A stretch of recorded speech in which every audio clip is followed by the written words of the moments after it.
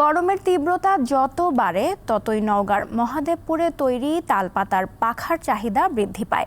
সেখানে একটি গ্রামে রাত দিন তৈরি হয় এই হাত পাখা, যা দেশের বিভিন্ন স্থানে বিক্রি হয়।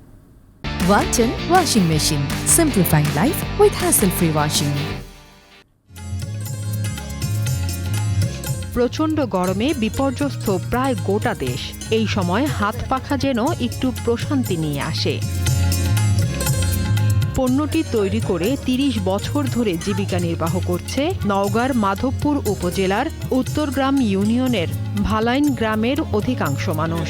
এটি এখন পাখা গ্রাম নামে পরিচিত। পুরুষরা হাত পাখা এনে শুকানোর পর পরিষ্কার করে দেন। এরপর সাংসারিক কাজের পাশাপাশি নারীরা হাত পাখা সেলাই ও সৌন্দর্য বর্ধনের কাজ করেন। একজন নারী প্রতিদিন ৮০ থেকে ১০০টি হাত পাখা তৈরি করতে পারেন। আমাকে গ্রামের নাম পাখা বলেই পরিচিত। গ্রামে আমরা কয়েকজন পাখা তৈরি করি। একটা পাতা কিনতে হয় ৫ টাকা পিস।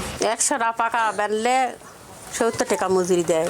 পাতা কেটে নিয়ে এসে এরা পাখা বানায়, দেশের বিভিন্ন জায়গায় এখান থেকেই এরা বিক্রি করে। পরিবেশ বান্ধব এই কুটির শিল্পকে এগিয়ে নিতে স্বল্প সুদে ঋণ ও সরকারি সহযোগিতার দাবি স্থানীয়দের।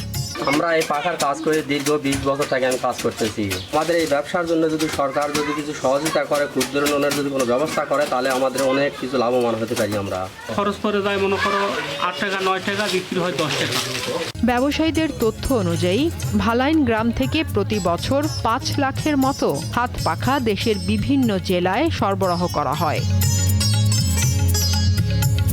দীপ্ত, বার্তা কক্ষ।